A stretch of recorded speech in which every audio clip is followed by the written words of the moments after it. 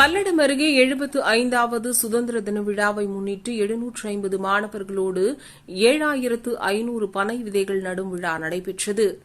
இந்திய நாட்டின் 75வது சுதந்திர தின விழாவை முன்னிட்டு இன்று திருப்பூர் மாவட்டம் பல்லடம் வனம் இந்தியா பவுண்டேஷன், பனிக்கம்பட்டி ஊராட்சி மன்றம், ஜெயந்தி பள்ளி, ஒயிட் கிளவுட்ஸ் பள்ளி மற்றும் ஆதர்ஷ் பள்ளி இணைந்து 750 பள்ளி மாணவர்களோடு 7500 பனை விதைகள் நடும் விழா பனிக்கம்பட்டி ஊராட்சி சின்னியம் கவுண்டம்பாளையத்தில் உள்ள கோட்டை மாரியம்மன் விநாயகர் கோவில் வளாகத்தில் நடைபெற்றது.